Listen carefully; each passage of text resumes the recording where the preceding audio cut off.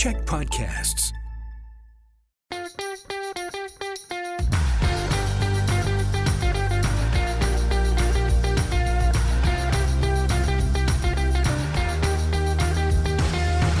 Hey everyone, and welcome back to Political Capital. The summer break is over. It's the end of August. We're getting ready for the start of what is going to be a busy fall in BC politics. Thank you so much for joining us, for being here, for getting back into BC politics. I'm your host, Rob Shaw. We are joined with a couple members of the OG Pod Squad because Jillian Oliver is away this week. But Jeff Ferrier is here from Hill and Knowlton, and Katy Merrifield from Wellington Advocacy are here to walk us through we actually got a packed show. There is so much stuff to fit in here. Thank you both for being here, and let us jump right in to the very first topic, which is the NDP leadership race. When we went on break, there was only one guy, and this thing was a coronation for David Eby, the former Attorney General. I guess he's resigned that post to be in the race.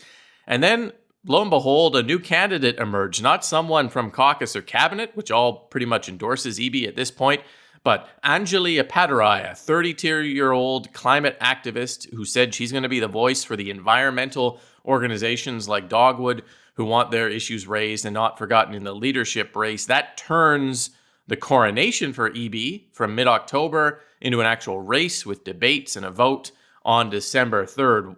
What do we think of that, Jeff? Let's go to you first.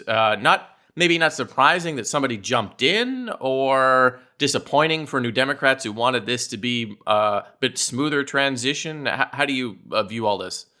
Hey, I've been saying all along that there was going to be a race, and I'm glad that Ms. Appadurai is running. I think she's a credible candidate. She's run in elections before and had a very good showing in the riding of Vancouver-Granville in the last federal election. She's going to force debate in the party on a number of issues that party members are going to want to debate. And I think at the end of the day, the vote's going to give legitimacy to the new leader, whoever that may be.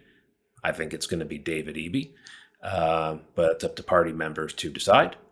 And I think that's going to be healthy for the party, and it's going to forestall some backbiting in the pre-election that would come with coronation.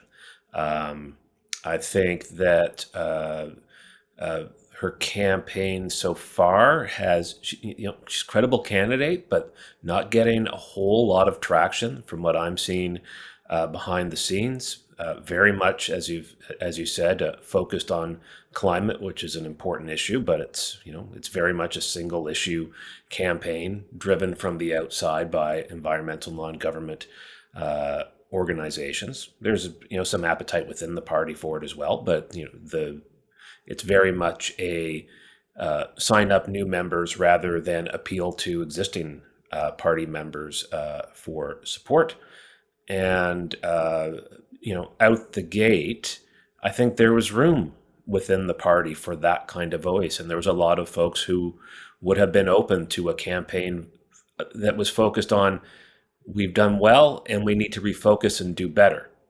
I think some of the, the militancy about this government has been a failure.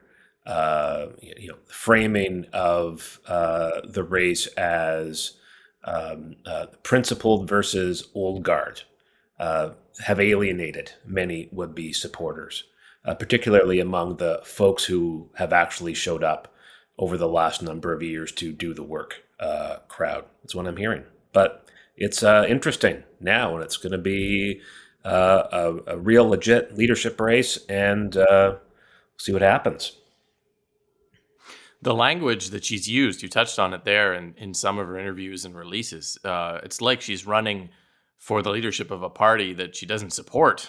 In a way, like you said, a lot of this government has failed. This government is the status quo. This government doesn't understand. The people in power don't get it. It is, I guess, the only path sort of available to her is to try and get new members into the party in such a way that it overwhelms the members who are there that are happy that the party is in power, I suppose. Katy, you've got lots of experience in leadership races. You're watching this. What are the dynamics that you're thinking from the outside? Yeah, so of course Jeff is going to have a better lens on the inner workings of this race, but yeah, I do have a few observations, and I would use stronger language with regards to what Anjali has been saying. She, in my view, objectively hates the provincial NDP government. Like she's indicated, in addition to what you've said, Rob, that this government's priorities are completely backwards. So I find it fascinating that, what we thought was going to be a coronation is now a bit of a fist fight. You've got one dominant establishment candidate that everyone assumed, this race would be over before it's begun. Now you have this candidate who is just attacking her own party and her own government day in and day out, which is from a partisan political side, rather entertaining, but it is going to potentially have implications for where Eby leans throughout the rest of this race, and if he is successful. I, like Jeff, predicted that we would have a candidate much like Anjali in this race, but I assumed it was going to be more of like a strategic mastermind from NDP operatives to avoid the perception of a coronation. And I rather cynically assumed that, said candidate would have a change of heart prior to October 4th, be in line for a future riding nomination or board appointment when Eby took over. But, perhaps I'm being too conspiratorial there. My progressive friends, particularly on the environmental side, assure me that she is in this to win this. She's going to go the full distance. And so it does look like we are in an extended fight. What I want to talk about is on the comms side. So David Eby recently got into a bit of hot water, lamenting her participation in the race because it delays his entrance into the premier's office. And I have to say, while I personally appreciate refreshingly honest candor from all elected officials, naturally this was not well received. And then I learned that David Eby does not have a communications director on this campaign. And I find that strange and alarming, as a comms person is typically your third hire after a campaign director and a financial agent. And why I find this interesting is because if I were a New Democrat, I would be a little bit concerned about kind of the 2013 Adrian Dix vibes that Eby is giving off. And by that, I mean a politician who tries to do everything himself. And it truly doesn't matter how skilled you are as an individual, and David Eby is exceptionally skilled. If you don't have a trusted team of operatives and advisors, it is a recipe for disaster. And for that, just look at the election outcome in 2013 for the NDP. Jeff, does that bring back post-traumatic stress from 2013? I don't want to talk about 2013. I think Adrian Dix has proved to be the best health minister we've had this side of Elizabeth Cull, who works with me at H&K and would get very angry with me if I had not pointed that out. David's got a really strong team of organizers and strategists, and he has comms folks on his campaign, and the fact that he's got an endorsement from 48 sitting caucus members, and that if you look at his comms feeds right now, it's full of him at events with lots of people and communities around BC, folks who are signing up to be part of the party and vote for him in the campaign. So I wouldn't overstate any comments about his team. I think that, Katy, you're right that the answer that he gave in that story was suboptimal, is the kind way of putting it. I think the correct answer for every question about rules in a leadership is rules are the rules. And then you segue to what the campaign's about and what you want to achieve and what your ballot question is. And I think it's his comments there were less about frustration with not getting the levers of power. It was more about, it wasn't about drapes in the desk. It was about, his drive. And, I think anyone who's running for leadership, anyone who aspires to be the premier, I think it's logical for them to say, I'd like to be in the premier's office today, using the resources of government to advance the agenda I want to advance and make life better for people. But as he admitted, the way that he said it and the way it came out gave a very different impression. I would say this: if I were running against Eby and he had made those comments, I would not have, and this is, gone into a lecture about the importance of democracy and expressed disappointment. I thought that was an objectively weak response. I would have said, I'm glad he's dreaming of being in the premier's office, because it's going to be a dream, because I'm going to win this campaign. So I've got the people and the plan to make it happen. So, if you're looking at how the campaigns are going, Eby's confident.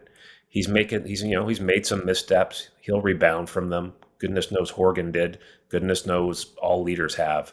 And the response that you got back from the other campaign tells me that they may be in it to win it, but they don't believe that in their bones yet. Mm-hmm. Jeff, you got to take a leave from H&K and run comms for Eby. That's my recommendation. That's my advice for this podcast. Wait a sec, then you couldn't be on the show. I'm too old. There's good things. There's good ideas she's bringing to the fore, and and you said earlier on that it's all from the appealing to the outside of the party. There are people inside the party. I'll be frank, who have concerns about Site C, who have concerns about resource development, who have concerns about Indigenous relations. So I don't think it's just to the outside of the party. I think that the execution of her campaign has alienated a lot of those folks, and is a missed opportunity for her. So I'm not picking sides here. I'm just trying to call it like I see it.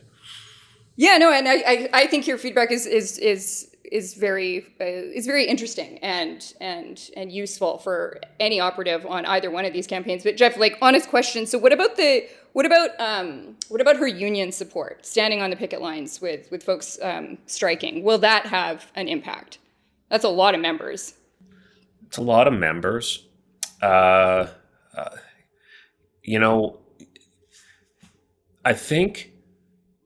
think there's an opportunity there for her, and good for her for seeing it and seizing it. There's for folks. The BCGEU is the biggest public sector union with government, and is on strike right now. And she's gone to picket lines to express support for workers. She may get some memberships from that. She may get some support from that. If you're looking at the long game and you're a BCGEU member, you probably don't want someone in office whose views are going to alienate a great deal of British Columbians. The government right now has 48% right track numbers, and it's because they've been a very balanced, moderate, stable, progressive government, and that's not the vision that Appadurai is, and I'm sure I'm mangling her name, and I'm sorry for that, is selling. So in the short term, maybe it's good to get some members and put her in there, but you're not going to get the kind of contract offers from other parties that they're getting from the NDP now if they make decisions to put in place someone whose approach British Columbians just won't buy. Yeah, I guess that's true, although that's a pretty bitter pill to swallow for, 44,000 BCGEU members, which is essentially take this offer and eat it because everyone else is going to give you a worse offer. Like that I don't think does the NDP any favors on the union side of the party to say, here's an offer that is objectively, I don't think that great when you consider where inflation is at. And eat this and shut up because anyone else is going to give you worse. That I don't think that works, to be honest. I say to the public sector unions, you do really important work and negotiate for everything that you can get, and get the best possible deal that you can for your members. So I'm not suggesting eat it. I would like there. But you got away with words there. I'm just suggesting that your best negotiating partner is going to be someone who is able to be in government and is progressive and has worked with you and shown a greater commitment to public services than the alternative.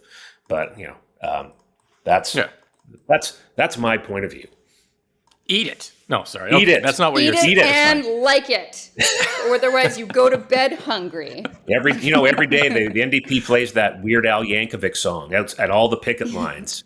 Not beat it, eat it. That's totally, absolutely no. The one observation I'd make about Appadurai, and I've talked to her a couple times now, is she's exceptionally well-spoken and bright and articulate. And she reminds me, and Eby has admitted this, she reminds me of David Eby about 10 years ago.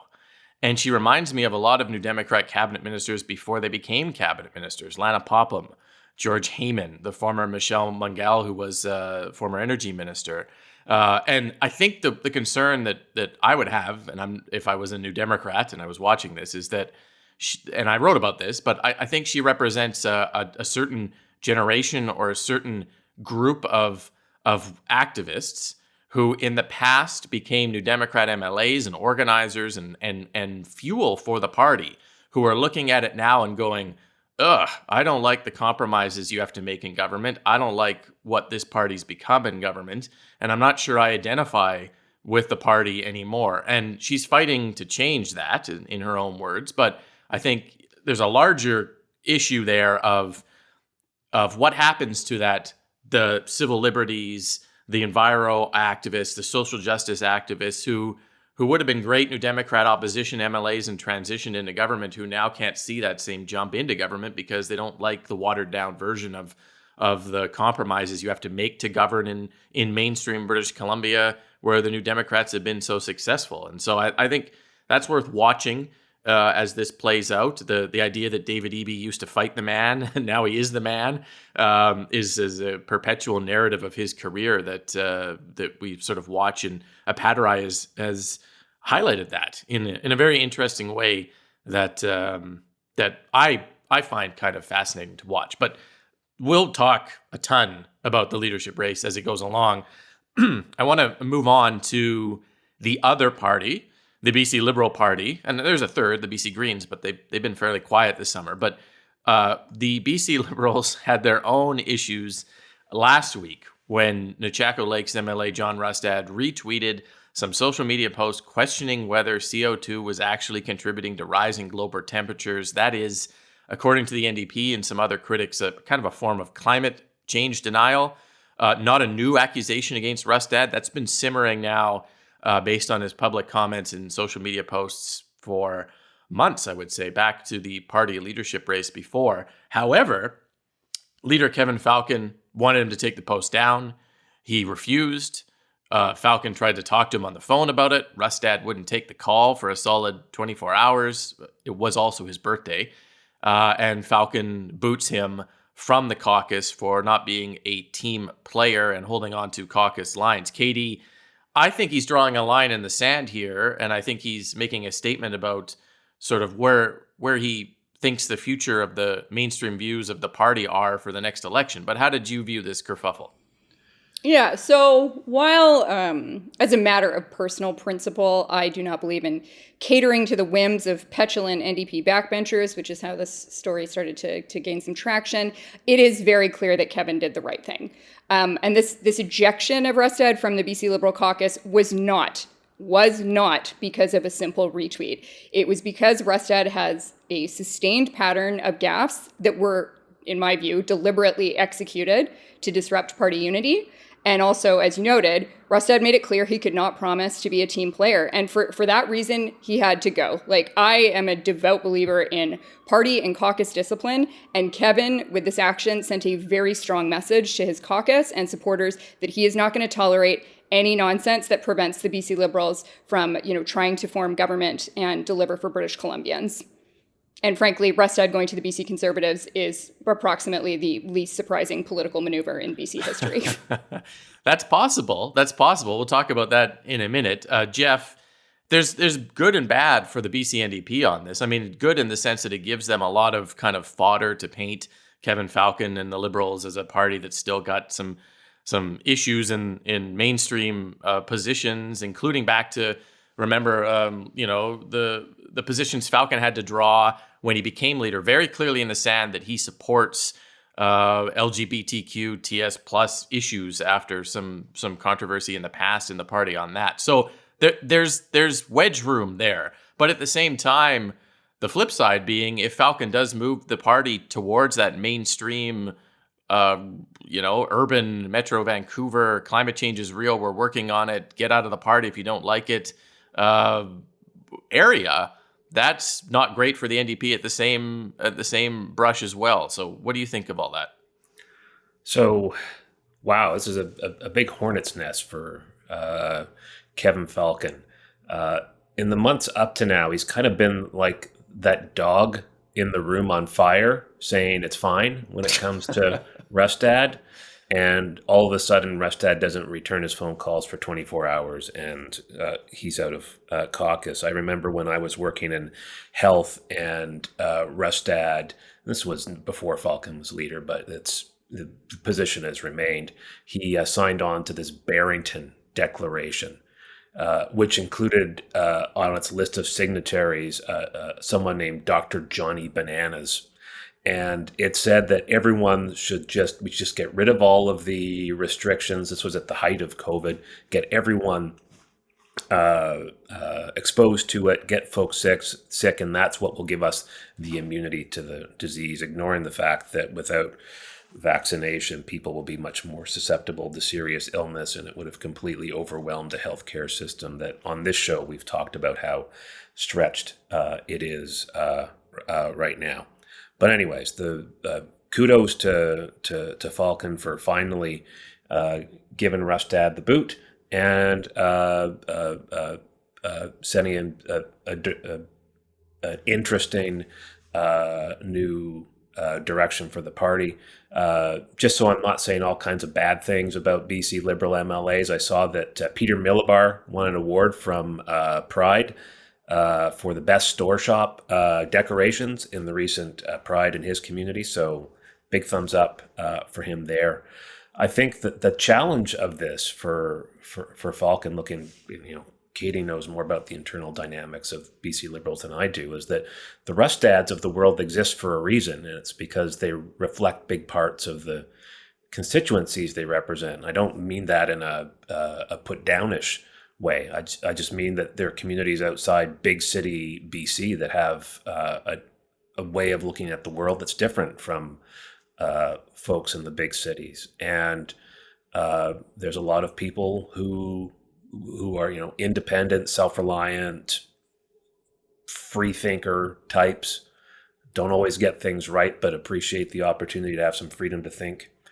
And Rustad's ouster from caucus sends a signal to those folks that I think will be really unhelpful to Falcon's efforts to keep his coalition of conservatives and liberals intact. It's already a challenge with what's happening federally with Poilievre and Trudeau being so at odds, and those people in those camps being the traditional base of support in urban BC for BC Liberals. And I think this will make it even more challenging for Falcon as he leads into the next election. If you can't keep the coalition of Liberals and Conservatives together, Katy, we're already seeing Rustad flirt with just jumping to the Conservatives entirely. And he's endorsed the Conservative, BC Conservative, let's be clear, BC Conservative, they're not even associated with the federal Conservatives, but the BC Conservative candidate in the Surrey South by-election publicly went on Twitter, did it kind of a thumb in the eye to the Liberals, suggested people donate to the Conservatives. He hasn't joined the party officially. He's flirting with it, certainly in public. What does that do in races like Surrey South? What does it do to the idea of the Liberals being that big tent party? Does it fracture off even more people who might be looking at whether they want to vote Conservative? And what does Falcon have to do about that? Yeah, I want to start with public service announcement, similar to what you just indicated, Rob. So I'm the BC campaign lead for Pierre Poilievre's leadership campaign.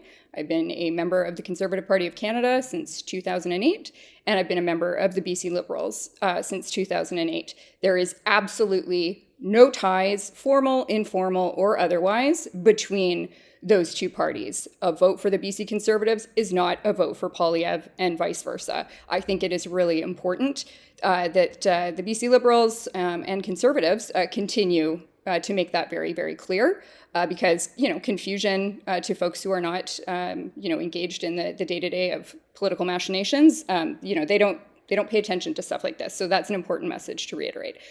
I am not particularly concerned with the BC Conservatives at this time. They are an entity that's been active since 1903 and haven't elected an MLA rep since 1975. Obviously, all eyes are going to be on the outcome of this Surrey South by-election, and we can certainly glean lessons learned after the vote.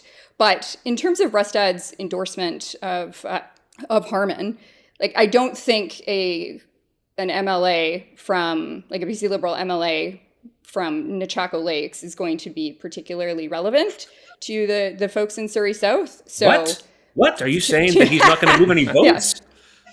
Yeah. So to me, this wasn't unexpected. This was quite clear and obvious, actually. And I'm sure we'll talk about the by-election deeper, but I do not think that this is going to have a demonstrable effect on the outcome of this by-election.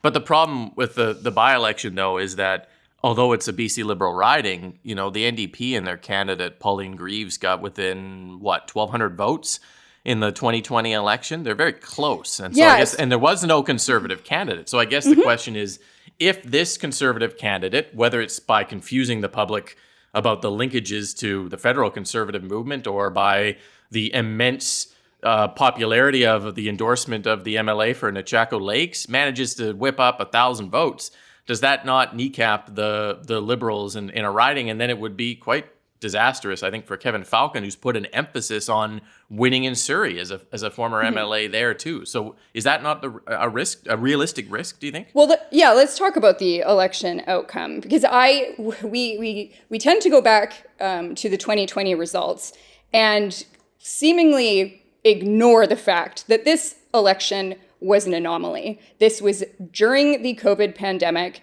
Every politician, every premier across the country, with the exception of one who went back to the polls during the pandemic, was successfully reelected more often than not with a larger mandate. So I do not actually think that the 2020 results are the most effective litmus test that we should look at. If you go back to 2017, I agree with you on that. Yeah. So 27, you were absolutely correct that there was a difference of less than 1,200 votes in 2020. In 2017, the difference was 4,800 votes.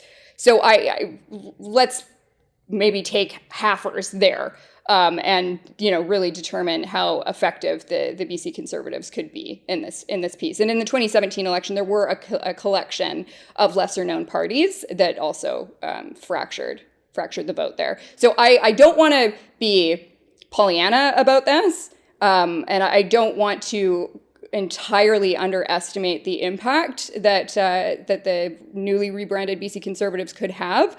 But looking at this logically, I am more inclined to take a look at the 2017 results as a more accurate prediction of what the outcome of the by-election will look like. Jeff, what do you think of how the by-election's shaping up? You've got Eleanor Sturko from the Liberals, Pauline Greaves from the NDP. You've got the Greens have Simran Sarai, and then the Conservatives have Harman Bangu. So I'm not sure. It seems to be a lot of discussion around the hospital, the issues in the riding, and whether or not the proposed NDP hospital is what the community wants, and whether the Liberals would do it or not, or move it. And there's all sorts of issues going on there. But in a general sense, how is it shaking out, and what do you think of the dynamics as we're going into this year? Going into it, I mean, there's votes on September 10th, so we're well ways into it. I think by-elections are interesting exercises, but mostly meaningless. People see them as predictors of things to come. As for me, I think I'm probably going to watch it for fun, but in the long term, won't probably learn very much about what's going to happen in the next election. I'll say that the election will be, in terms of my interest in the by-election, I'll be interested to see Part of the riding includes parts of the former boundaries of Surrey Cloverdale, where Kevin Falcon had his old seat. So we'll see if that translates into increased support for BC Liberals. I think it'll be interesting to see how well the NDP connects with voters there. There's name recognition for the candidate. She ran last time. The vote has been trending up over the last number of elections. And just, Katy, on your point, look at 2017 instead of 2020. 2017, the BC Liberals were running with Christy Clark as their leader. She's a great campaigner, we'd all acknowledge. And I think Kevin Falcon's better than Andrew Wilkinson, but I'm not sure he's no Christy Clark when it comes to campaigning. So we'll see. Well, let's further no Christy to that. Clark. That's all I'm saying. I'm complimenting Christy Clark. Eleanor who is a spectacular candidate and a great person, I will note. She has been campaigning heavily since May. She's got a strong presence in the community, and she is backed by wildly popular former mayor and Conservative MP Diane Watts. Yes, the NDP has name rec as she ran last time, but the first thing that she did communications-wise was criticize her own party and government for failing to deliver in Surrey, which was a fairly spectacular cell phone. And then, as you said, Kevin himself represented a chunk of this riding for over a decade. He has extremely strong ties to the community. And frankly, I think the NDP knows that they're going to lose it. Like, the fact that Eby is on September 10th, that is not an accident. That is when Pierre is going to be announced as the winner of the Conservative leadership race, and media coverage is undoubtedly going to be focused on the federal landscape. Well, I will only thought of that, but I only say that the hospital and Massey Tunnel are two really interesting issues in the riding. The new Cloverdale Hospital is going to be located in the riding, and the BC Liberals say they don't like that location. They move it somewhere else. I'm not sure how that popular that will be with local voters. The Massey Tunnel, after lots of talk, is now a go with no tolls, and we'll see if that is an issue at all in the campaign. And I'll also point out that in the last campaign, the NDP only spent $7,500 in the riding, got 42%. We'll be spending substantially more than that on voter identification and voter outreach. And so we'll see. I think the Conservatives are the big issue in the riding, though. They went from 0 to 6 in Kilchenna. They're at 12% province-wide. 6 points makes up the margin from 2020, makes up a big chunk of the margin from 2017, if you want to go back to then.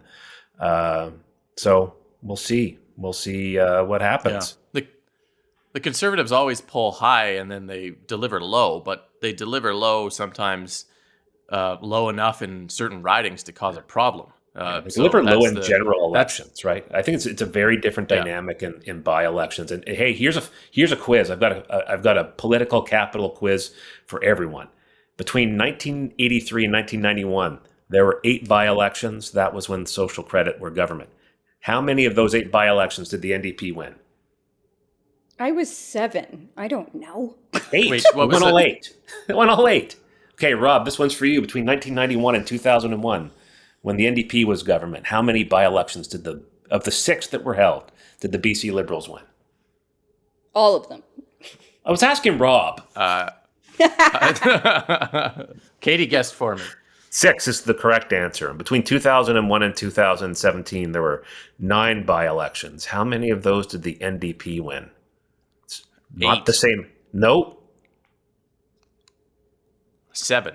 7 is Christy correct. won. 7 is the correct answer. And who won both by-elections for the BC Liberals? Christy. Christy Clark won both the by-elections in Vancouver, Point Grey, and then in Ben Stewart's riding. So it's never an easy task for government to win by-elections. Is the point of my silly quiz here? No, that's true. It's a narrative of, in the past where voters are free to vote against a government out of frustration without consequences to the government. That's kind of the beauty of a by-election, which benefits the Liberals in this race too. So we'll chat more about it next week, because I think we got 2 weeks before the actual vote and see what's resonating there. The final topic of the week, and I think the most important, and I've been waiting many weeks for this. Alberta's Speaker, Nathan Cooper, got a cat for the legislature, a little fuzzy, 4-legged feline friend, running around the building. His name is Hansard. There's a photo of him on the speaker's chair, just sitting there running things. It went semi-viral, at least in my mind, it was viral. And some brilliant, incredibly smart, objectively handsome gentleman went Von on Palmer? Twitter. That's Richard right, Von Zussman? Palmer. Yeah, at least you did. See, I knew you were going to say Zussman. Now that's smarts. I decided I was going to make a bit of a play here to get the legislature a cat in BC. We need a cat. We need a parliamentary pet. There's a tradition of this. There's one in London at Westminster. There is 10 Downing Street has a cat. I believe there's one at the White House. There are some other governments that have parliamentary pets. They sit there. You can put little funny tricorn hats on them. They'll probably eat the hat and puke it up on the carpet. That's not the point. The tourists will like it. You can use the cat to help educate people about parliamentary traditions. It's going to be great. It'll bring people together. Can you imagine a couple MLAs from both parties having it out in the hallway? They're ready to get to blows, and then suddenly little cat walks by, and they're like, oh, hey. And then they just simmer down. There's peace. There's harmony. Rainbows appear. There's hugs and handshakes. I think it works. I strongly support it. I heard after a bit of a campaign on this from Speaker Raj Chauhan that he was at a random event in his riding in Burnaby, and some people came up to him and said, hey, are you getting a cat or what? So I think it's resonating. I think it's resonating in the minds of British Columbians. And I'm hoping, he said, we're going to have a cat committee when the fall session comes around to get everyone together on how, much like that family meeting you have before you get a pet and everyone promises to change the litter boxes and they'll be really, really good and do all their chores. I think we're going to have one of those. Okay, I'm going to open up the floor here. Just be very careful in my feelings. Cat, BC Legislature cat. Good idea, greatest idea. Who wants to go first there? Greatest idea. Love cats. So I'm Okay, Team Rob. I'm Team Rob. All right. I've got some random cat facts that I have assembled for you guys today. So here they are. 1, cats are more popular than dogs. 2, cats are less maintenance than dogs. 3, cats believe in consent. 4, when cats purr on you, it is scientifically shown to reduce anxiety. And finally, when cats blink at you, it's their way of expressing love. If you don't like cats, there is something wrong with you. Go on, Jeff. Oh boy. Okay, well, here we go. in the grand tradition of an NDP policy conference where we will say the motion doesn't go far enough, I would say a legislature dog. It's good that we have a legislature pet, but a legislature dog would be better than a legislature cat. Dogs are delightful. Cats are a catastrophe. Oh. Dogs protect us, right? That's why we have police dogs, search and rescue dogs, CNI dogs, emotional support dogs. Give us a legislature dog. No speaker will ever again try to sneak through personal suit expenses or take the wood splitter home. Cat will turn a blind eye at the sight of a sunbeam. Dogs are earthquake heroes. They can sense earthquakes before they happen, and they search and rescue people trapped under the rubble. I think this is pretty important because the legislature is the most seismically dangerous building in British Columbia. And after that whole museum thing, no politician is ever going to put money into a downtown Victoria government building ever again. Think about fires. Fires have already ripped through BC legislature. Firehouses have dogs. Get the dog. They'll sniff out fire and bark until we all get out. The cats will just sneak out the back door. Litter boxes are gross. We already have enough gross things going on inside legislatures. No more of that, please. Think of the tourists. Get a legislature dog and tourists will get puppy high fives. Go with a cat and people will get attitude and dirty looks and laughter. Politics is a stressful job, and studies show that people with dogs laugh more than cat owners. Cat owners tend to be a rather serious bunch. So I think that dogs can make question period a jovial exchange of repartee among friends. Get a cat in question period, well, I guess it will stay the same because question period is already the worst. In conclusion, dogs are better than cats in every way. Slight rebuttal. Slight, Jeff. I'm open Get to the it. parliamentary cat. Adhere to a long, proud Westminster tradition. However, leaders should have dogs, I think, for the photo ops alone. Okay, So- well, I will you say have that a as a parliamentary cat, and your premier's got a dog. There you okay, go. I will say that I've been convinced by the arguments by Mr. Shaw and Ms. Merrifield, and I feel comfortable getting behind the idea for a legislature cat. Let's do it as a first step. But then get dogs. And we could have more. We could have a legislature cat and a dog. The only difference is someone's got to take the dog out for a walk, whereas the cat just kind of wanders off and eats something and pukes it up on the floor. So they're Exercise. self-sufficient in their Exercise. Right. Get MLA exercise. Some of them could use it. Yeah, so the dog could chase him down the hallway. We'll put Yeah. a sausage in someone's random pocket every day, and the dog chases them around the building. So it'll be good. Okay, cats. I like it. We're going to come back to this topic because I plan on pushing this in the fall and seeing how far we can get on. I mean, everyone's got a legacy, right? John Horgan's legacy. Well, I was going to say the museum, but that's not fair. That's cheap. I Hey. shouldn't have said. John Horgan's got legacies. Everyone has legacies, and my legacy is going to be a cat. And then, much like George Costanza, maybe I just leave on a high note there once the cat arrives, and because you can't do any better than that. But we'll see. I'm not saying getting a legislature cat causes me to retire, although that might actually be a huge selling point for some politicians. I think that the premier's office would On board. get right behind that. Then. They'd hire 7. They'd buy 7 cats right now. Yeah. That would be the end of that. All right, we'll come back to that in the future. All our topics are coming back to because they're all ongoing. There's a lot happening in BC politics. Katy and Jeff, thank you for being here. Thank you for listening. Make sure you check us out on your podcast provider or on the Check Plus app or wherever you get your podcasts. And we'll be back next week on Political Capital.